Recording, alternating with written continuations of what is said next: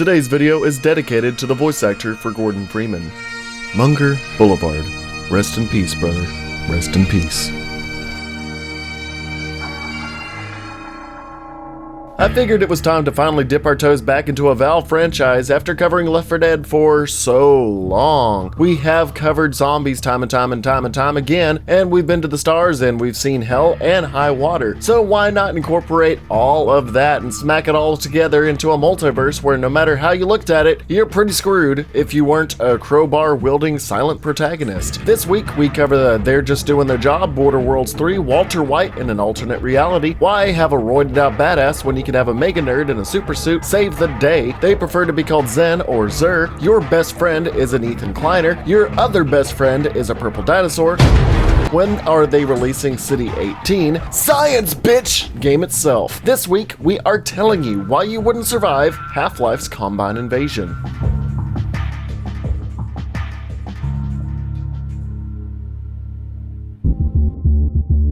Heading into this video, please keep in mind we are placing our current realm of reality into the scenarios that take place leading up to the worst part of what occurs in this game's reality. So much like how things went to hell in the Doom universe, scientific research teams had been dabbling into teleportation technology and accidentally stumble upon an alien border world. However, unlike Doom, hell doesn't break loose quite as fast. Research teams led expeditions into the alien world of Zen. While many had died in these ventures, they returned with artifacts, creatures, and most importantly, the Zen crystals. Crystals that had the peculiar property of retaining negative mass, which scientists had hoped would lead to a more efficient and power-saving way of creating wormholes between further universes. With an insatiable need for faster transportation and more so, cutting the costs of fuel, the rise of teleportation and portals would be a pursuit by anyone who could first discover this medium. While most of it is carried out in top secret, it is when these scientists, instructed by the mysterious G-Man, over-throttle the power input to 105% that, when exposed to the Zen crystals, catastrophically obliterates most of the present scientists. This event would cause the resonance cascade that would bridge the gap between the planet Zen and our planet Earth, and teleporting the protagonist Gordon Freeman to Zen. The cascade annihilated the research facility and allowed Zen invaders to attack and wreak havoc. Above ground, military units deployed in order to quell this outbreak and silence any of the scientists involved. After a skew of back and forth fighting between the aliens and the armed forces, and Gordon prevailing over them both, as well as defeating a giant fetus monster and leader of the alien forces on Zen, on Earth, a nuclear device set by the military Black Ops group is deactivated by Shepard and then reactivated by the mysterious G-Man, setting it off and wiping out the Black Mesa research facility. The G-Man would see to employing Gordon and putting him into a somewhat stasis for him to hibernate in for years while a new threat rose. Due to the effects of the resonance cascade, portal storms began erupting across the entirety of Earth, creating booming shockwaves that caused severe damage to cities and even caused objects and people to float briefly before falling down. However, the worst of these storms would be, of course, the portals, harbinging in the Combine to descend upon Earth. The Combine being a multi-species galactic empire by either enslaving other species or allying with them by brute force, species including the Vortigons and the original species of the Nihilinth, sorry if I get that wrong. Through their means of advanced weaponry, teleportation, and sheer numbers, the Combine would see to a quick and swift strike into any planet it wished to annex into its conglomeration. The sporadic and unpredictable entry of Combine forces upon Earth made for an impossible counterattack for the human race, and within the span of only 7 hours, all of Earth's militaries and armed entities were wiped out, forced an informal sign of surrender at the United Nations by the now human representative Dr. Breen, establishing a 1.5-mile-high skyscraper known as the Citadel within these cities. The Combine would govern with extreme force as the remnants of humanity were herded like sheep into large townships like City 17. Over time, the Combine would see to using humanity for its diminishing resources and, of course, enslaving them for a variety of purposes, drugging the water supply to make the public susceptible to manipulation and propaganda, forcing the deletion of memories to anyone joining the Combine's military military ranks, and promises of special privileges to those who follow orders without question. Some humans even are involuntarily transformed into stalkers, shriveled shadows of their former bodies with their limbs removed and replaced by frail synthetic parts that are completely wiped of their humanity to become mindless servants that only exist to operate machinery and do remedial work. It's possible that criminals that are not executed will be forced into this new life, if you can even call it that, basically turning humanity against itself and making the Overwatch, no, not you and Blizzard are having some shit going on, go over there, working out of the Citadel and overseeing all human activities, from civil protectors like the Metro Police and transhumans modified with Combine technology, working as soldiers and elites armed heavily with the most advanced armor and technologies, even piloting large gunships, dropships, gunner choppers, and other aerial war machines would be used by these soldiers to suppress the remnants of humanity, lest they be turned into a bloody paste in no time flat. The soldiers will mostly be armed with either standard human weaponry or, if high-ranking enough, pulse weaponry, which relies on dark energy to wipe out a target. If the enforcement of humans against humans isn't enough, things are even bleaker as we descend into our own nether regions. The use of suppression fields on City 17 and structures alike effectively prevent embryos from fully developing within our bodies, meaning that no further human beings could be born. Our birth rate went down to a flat zero, no matter how much hanky-panky occurs, much like that movie Children of Men. So the current generation of humans alive will be the last, although Dr. Breen says it's only a temporary solution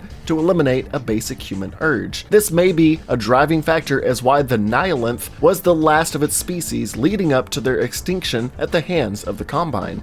Dwindling numbers of the population thanks to death, war, and lack of procreation. You will find yourself living side by side with another enslaved race known as the Vortigaunts, who, despite their intellectual prowess and use of vortescence to telepathically communicate, they were still overrun by the Nihilanths of the Combine Empire ages ago. They can be peaceful with us humans, and can use antlion larvae as medical treatment to hastily heal us and other Vortigaunts, but have been known to attack humans, as seen at the Black Mesa incident, but were most likely reluctantly following orders, as some will flee if they are injured enough. They can attack with green bolts of personally generated electricity to fry us, or, like anything else that isn't human in these scenarios, jump forward to claw you to death. But in the cases of Half-Life 2, most can seek to aid you, or at the very least, coexist with you. However, the Combine can see to utilizing these aliens as they see fit, so you never know when you might be facing one down. Now you may ask yourself, hey, why not just escape and breach the walls? Well, the surveillance of these cities is always prevalent, as well, with city scanners looming overhead, constantly recording and photographing the populace in case of any insurrections or unlawful conduct. They can use their bright headlights and flash photography to blind a person, even if they do not directly look at the flash, and if you damage them enough, will kamikaze their weebly-looking bodies into a person and explode. They can alert nearby security to descend on you and prevent escape or unlawful conduct, and could result in your imprisonment, brainwashing, or most likely execution. But say you do find a way out, you do somehow get out, kind of like Gordon Freeman did in Half-Life 2. Well, things are actually worse off on the outside. The world was cluttered with otherworldly species when the portals were opened, mostly from Zen, that ravaged the planet's environment, leaving it a barren wasteland devoid of many types of animal, plant life, and even the oceans themselves, now just a dried up rock full of beyond deadly creatures and hybrids. Some of these creatures can even lie dormant in the cities you think you're finding yourself safe in. Now, the most iconic of these species are the headcrab, aka the headhumper, a parasitic specimen that will not hesitate to hop on the head of a healthy human, using its razor-sharp claws to attach and its equally sharpened beak to break into the victim's skull. Within the span of a few seconds to a few minutes, the headcrab will transform an individual into a zombie by invading their central nervous system, meaning that it will take over the host's motor functions and transform their body, mutilating their hands and fingers, corroding the skin and muscle tissue, and exposing the host's internal organs, all while the host is feeling everything until their mind is completely wiped and just a controlled husk, much like the Flood from Halo. The newly created zombie will be slow, but be deadly in numbers, while also using its gaping chest hole and ribcage as a makeshift mouth to consume the flesh of others. Faster variants of the headcrab and zombie do exist and pose a substantially higher threat as they have sharper appendages and a more unpredictable and agile manner as they climb, dash around, and close the gap between them and survivors with no issue. Poison headcrabs are the most dangerous amongst these vile parasites, being able to inject a deadly neurotoxin that can shut down the central nervous system within seconds. And this thing can make zombies poisonous as well, with the only way of being able to counter these creatures either being to annihilate them from afar via machine gun fire or explosions or fire, or to be wearing an advanced suit of armor that will inject an antidote into your body shortly after the toxin has been injected. However, while that poison has entered your body initially, during that time, your body will be extremely frail.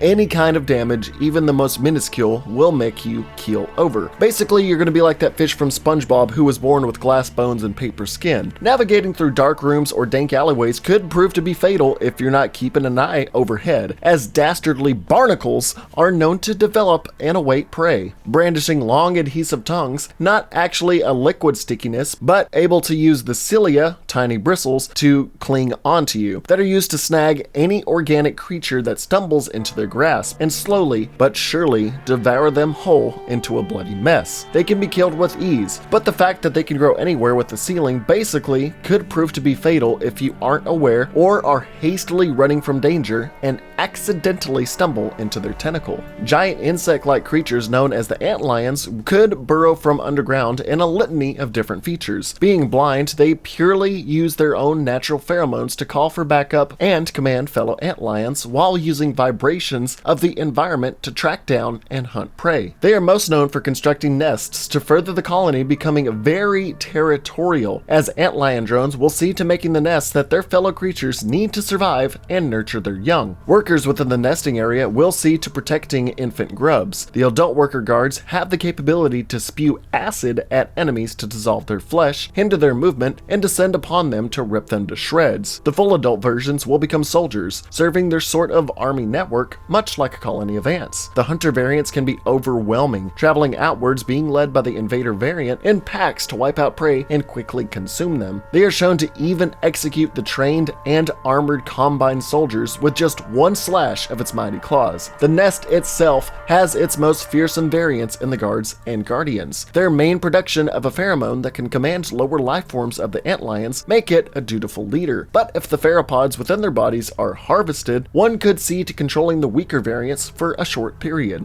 Guards will see to ramming into survivors with their hard carapace, which can be mostly bulletproof, taking in much enemy gunfire and projectile damage with relative ease. Guardians are in the same regard, except these one-of-a-kind rulers of the nest excrete a deadly neurotoxin similar to the poison headcrab. Due to their complex underground network, it was easy for these creatures to establish a wide ecosystem for themselves that ravaged Earth once they came from Ven, so invasive that the Combine had to work to counter their methods of vibrational sense by creating resistors, also known as thumpers, that use large pistons to create strong reverberating shockwaves into the ground to scare off antlions. Basically, they're making tiny earthquakes. Since these things use vibrations to see and go places, it's really scaring the shit out of them. So basically with these creatures, if you don't have a large oil rig looking machine near your safe haven or settlement, you could see this insect colony quickly overrunning and wiping out your populace, since basically anything and everything can become a part of their nest. But the creatures of this world can't be your only threat, as the Combine won't just sit back and let you attempt to live in the harsh environment that is former Earth. They can send out platoons of troops and or something much worse, even beyond their warships, by using terrifying advanced synth technology like the tripod striders, armed with destructive weapons like the warp cannon that can vaporize anything within its initial blast and severely damage anything else within its splash radius, and the pulse cannon to annihilate targets at a fast rate. Striders can impale people with its legs. These legs can retract, allowing them to be easily transported by gunships, and they can also allow them to crouch into smaller spaces so they can more efficiently pursue criminals. These monuments of metal are mostly used for destroying man-made structures like buildings and hideouts to make sure they are fighting a fight they can absolutely win. Leading the way of these War of the Worlds rejects, the hunters will lead the way and take out any small fry that really isn't worth the time of its more advanced brother. While not as big on firepower and outer defensive structure, their hastened agility to avoid fire but also lay down suppressing fire while its allies close in on the enemy are quite terrifying on their own. Firing with something called fléché launchers that can vaporize flesh in moments, using predictive aiming to shoot ahead of where a fleeing survivor may attempt to go, they can crash through walls and fortifications with ease, with its hardened carapace, meaning safety is nigh, even for what seems to be the weaker variation of synth attackers. Trying to outrun these creatures and machines could also prove to fail, considering how fast most Combine mechs are, but shield scanners can also fly about searching for your presence and whereabouts, and when it does find you, will drop hopper mines that can be deployed like bouncing betties, triggering and exploding in a similar fashion, all while calling in reinforcements. Now don't get me wrong, there are also creatures like the pitworm, pit drone, snarks, shock troopers, voltigores, hound eyes, ichthyosaurs,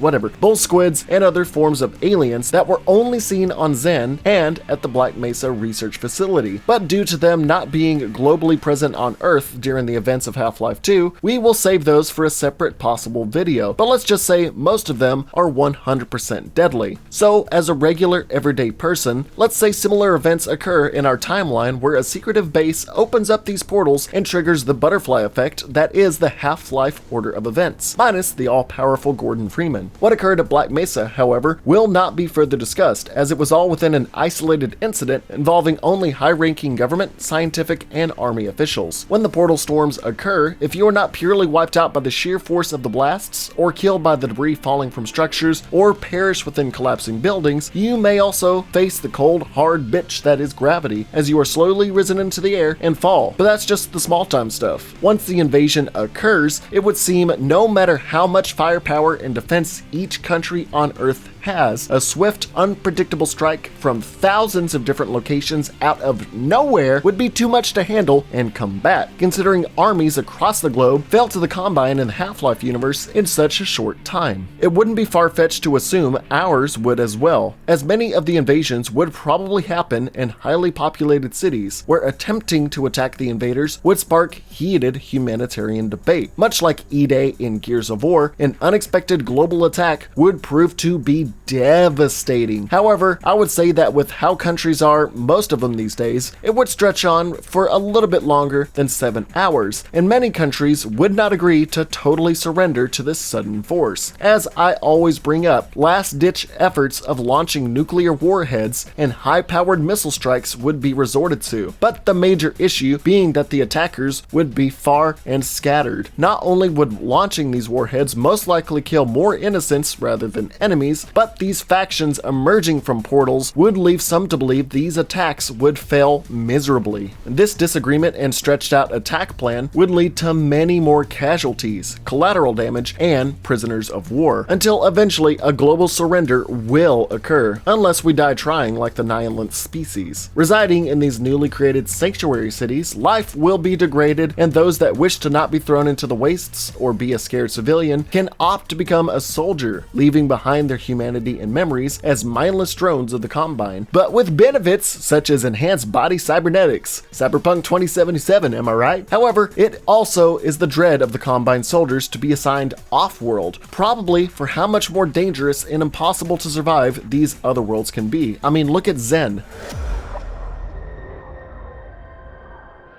Trying to stage resistance and to take down the Combine will be nigh impossible as someone without plot armor. Constant surveillance overhead, overwhelming military and technological might by the Combine, and sheer potential betrayal by other humans are enough to make you give up, considering how merciless the Empire is. Attempting to resist will either have you executed or worse, be forced to become a stalker, really just a mindless slave for the Combine. So I don't want to hear anybody in chat say, well, technically you survive as a stalker or as a Combine. Nah, bro, that is worse than death. So you're just gonna have to deal with the ticking time bomb that is your meaningless life to the Combine as you do what they say when they want it. I mean, they even discourage sex. I mean, sex? Nah, bro.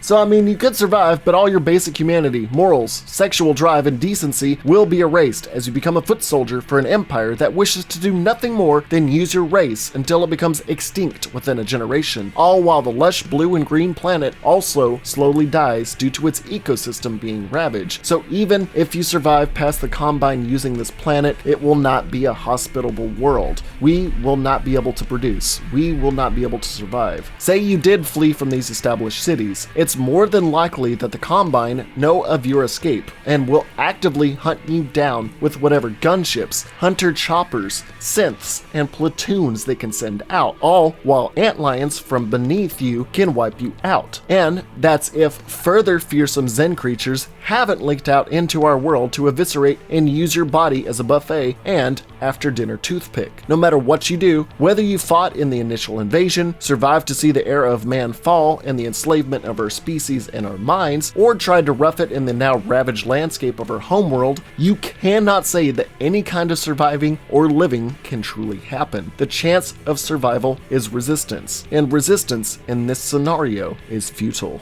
That about wraps up this dark look into our world in a Half-Life perspective, minus the whole Gordon Freeman level interception. Did I miss out on any crucial details? Did I screw up some information along the way? Let me know in the comments, I'm willing to learn more. If you enjoyed what you saw, feel free to like and sub, and maybe even chip in $1 or $2 to my Patreon, or donate during my live streams to have your name featured on this Combine hit list. Donator list here. There are more videos planned in the future. We will be discussing Pyramid Head for Dead by Daylight soon, and I will have another poll up to see what universe we wouldn't survive in next, so keep an eye on the channel's community tab to tally in your vote. Check out some of my other content and scenarios here, and until next time, I'm Zach Ass, aka Wow Such Gaming. Never forget to stay half wow and half even wower.